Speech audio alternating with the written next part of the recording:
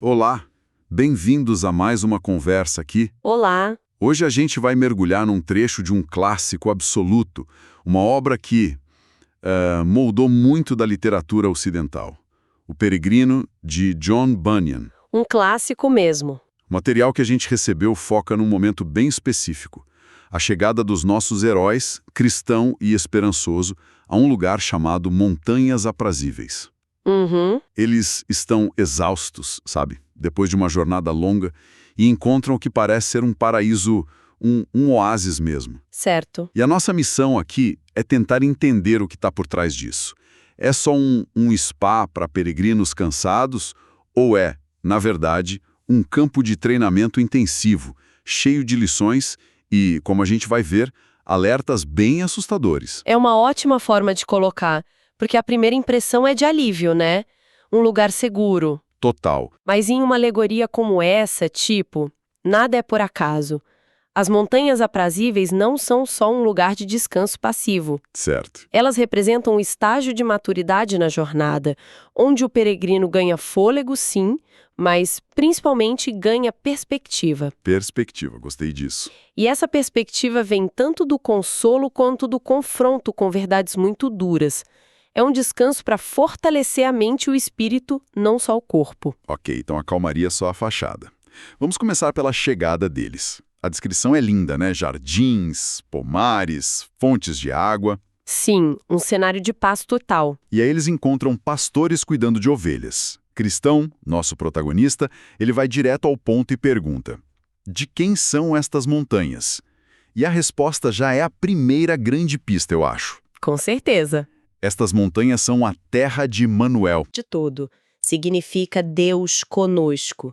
Bunyan está dizendo logo de cara que este não é um lugar comum. Não mesmo. É um espaço onde a presença divina é sentida, é palpável.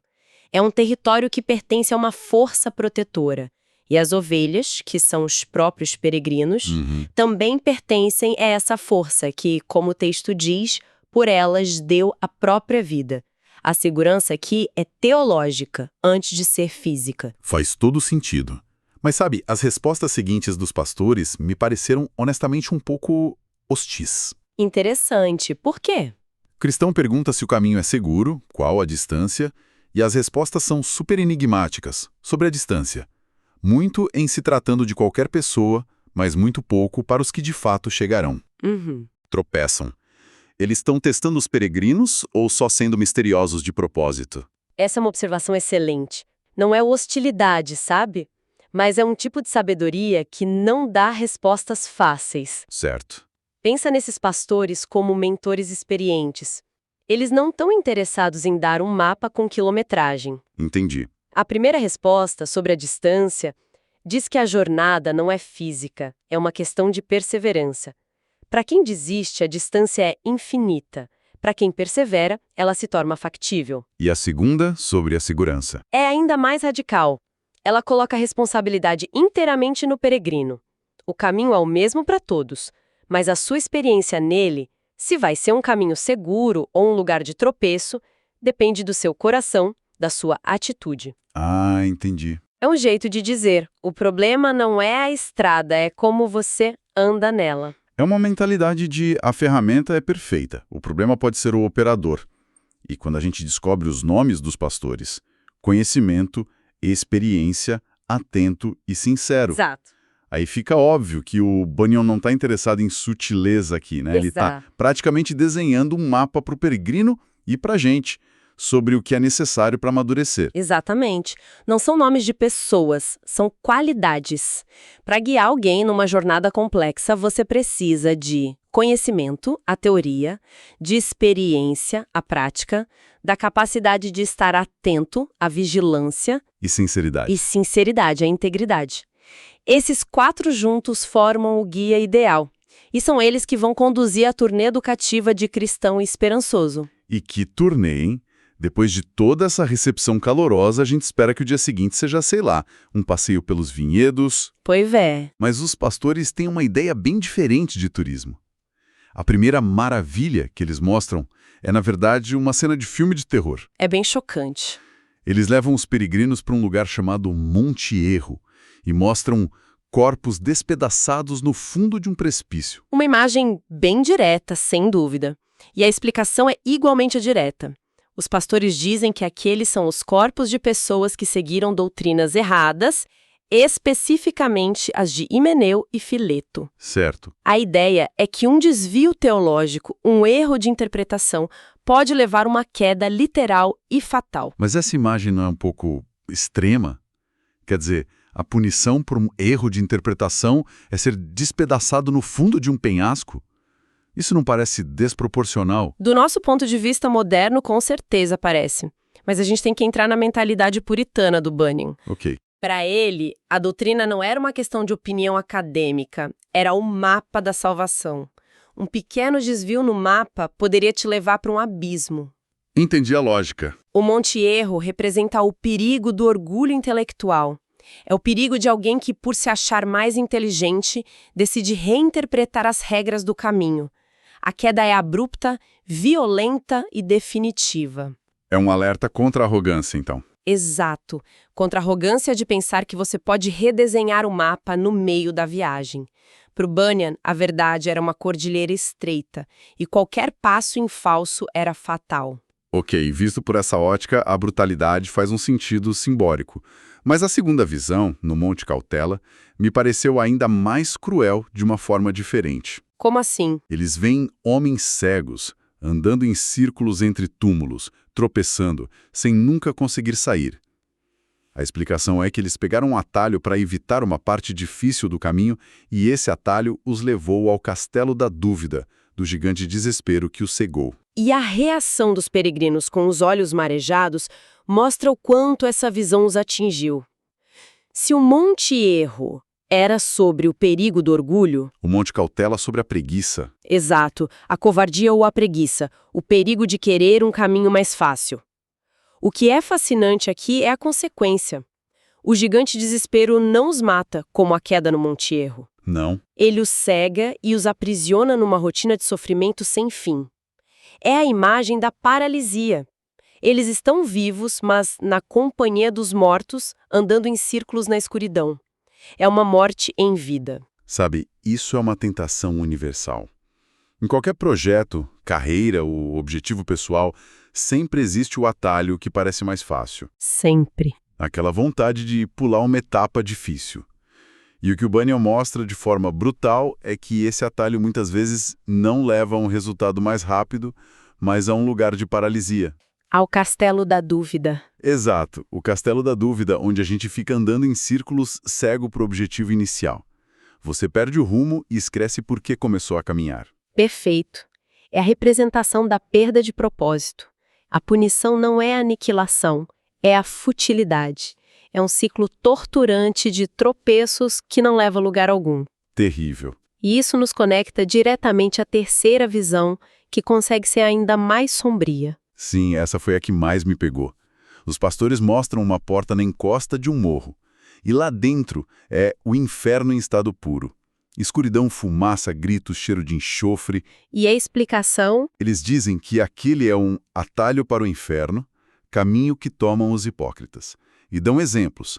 Esaú, Judas, Alexandre, Ananias e Safira. Pessoas que, de alguma forma, traíram a fé por dentro. O foco aqui muda completamente. Não é mais sobre erro intelectual ou preguiça. É sobre a corrupção do coração, a traição interna. É o perigo mais sutil de todos. Sim. Exato. E aí vem a frase que me deixou arrepiado. O esperançoso olha para aquilo tudo e pergunta: vejo que esses tinham, todos eles, a aparência de peregrinos como nós, não? Uma pergunta crucial. E a resposta dos pastores é de uma frieza cortante. Tinham e a mantiveram por longo tempo também. Alguns deles, o texto diz, chegaram a ir além das montanhas. Isso é aterrorizante. Totalmente. Significa que você pode fazer tudo certo por fora, parecer um peregrino exemplar, avançar muito no caminho e ainda assim seu coração pode estar podre. E essa é a lição mais avançada e mais difícil que os pastores oferecem. O perigo não é apenas o inimigo externo ou o desafio óbvio. O maior perigo é a possibilidade de auto-engano. A gente se enganar. Exato. É a ideia de que a aparência de progresso não significa nada se a sinceridade não for real. O fato de que eles mantiveram a aparência por longo tempo é um alerta para cristão esperançoso de que a vigilância sobre as próprias intenções nunca pode relaxar. Nem mesmo ali. Nem mesmo num lugar seguro como as montanhas aprazíveis. A jornada é, antes de tudo, interna. Depois dessas 3 aulas práticas de como fracassar na jornada, é totalmente compreensível que os peregrinos queiram sair de lá o mais rápido possível, né? Com certeza. Mas os pastores ainda têm uma última parada, o Monte Transparência. De lá, eles prometem uma visão da cidade celestial, o destino final. Dão até um telescópio para ajudar. Parece o antídoto perfeito para todo aquele horror, certo? Deveria ser um momento de pura inspiração para motivá-los a continuar. Mas o Bunyan adiciona um detalhe de um realismo psicológico incrível. Sim, o detalhe das mãos trêmulas. O texto diz que a lembrança da última coisa que os pastores lhes mostraram fez tremer suas mãos. E por causa desse tremor, eles não conseguem firmar o telescópio. Eles veem um vislumbre da glória, mas a imagem não é nítida, é instável. Exatamente. É compreensível, não é? Depois de ver o abismo, os túmulos e a porta do inferno, como você conseguiria ter uma visão clara e otimista do futuro? Exato. É a tensão entre a promessa e a memória do perigo. A fé, que é o telescópio, lhes dá a capacidade de ver o destino. Certo. Mas a sua humanidade, a sua fragilidade e o peso das advertências, que é o tremor, tornam essa visão imperfeita. Faz sentido. O monte se chama transparência, mas a percepção deles ainda está turva pelo medo e pela consciência da própria falibilidade. Bunyan está nos dizendo que mesmo nos momentos de maior clareza espiritual, a sombra do fracasso ainda está presente. A esperança é real, mas raramente há uma experiência serena e inabalável. uma esperança com os pés no chão, ciente dos riscos. E para despedida, cada um dos 4 pastores dá um conselho final, tipo um kit de sobrevivência para a próxima etapa. Sim. Um dá o mapa, outro alerta contra um personagem chamado Adulador, o terceiro avisa para não dormirem no solo enfeitiçado, e o último simplesmente deseja boa sorte. E são conselhos práticos que resumem suas naturezas, né? Conhecimento dá o mapa, atento alerta para o perigo do adulador, experiência sabe do perigo da complacência. De dormir no ponto. Isso. E sincero oferece um desejo genuíno de sucesso. Eles os equiparam com tudo o que podiam. E então o narrador diz a frase que enquadra toda a história. Então, despertei do meu sonho. Exato. Certo. Recapitulando tudo isso, fica claro que as montanhas aprazíveis são um ponto de virada. Eles chegam esperando um lugar de descanso. E encontram uma escola de sobrevivência. Exato. Os peregrinos recebem comida e abrigo, mas a verdadeira nutrição vem dessas lições brutais sobre os perigos que os aguardam. No fim das contas, a grande lição aqui é meio paradoxal. O descanso mais produtivo não é aquele que nos faz esquecer dos perigos, mas aquele que nos força a encará-los de frente. É uma boa forma de ver. Urgentemente do mapa dos fracassos. Ele entrega aos peregrinos 3 mapas. Certo. O mapa do orgulho intelectual que leva ao abismo, o mapa dos atalhos que leva à paralisia do desespero e o mapa da hipocrisia, o mais perigoso de todos, que leva diretamente à destruição. É um tipo de fortalecimento pela advertência. Isso me leva a um último pensamento. A fonte termina com o narrador dizendo que despertou do seu sonho. Se toda essa jornada com suas paisagens simbólicas e lições profundas acontece dentro de um sonho, o que isso nos diz sobre como aplicar essas advertências? Boa pergunta. Talvez a lição final seja que, ao acordar para a nossa realidade, a grande tarefa não é apenas lembrar da história, mas traduzir essas visões alegóricas, esses mapas de fracasso, em sabedoria prática para o nosso próprio caminho, seja ele qual for. O sonho termina para que o verdadeiro trabalho comece.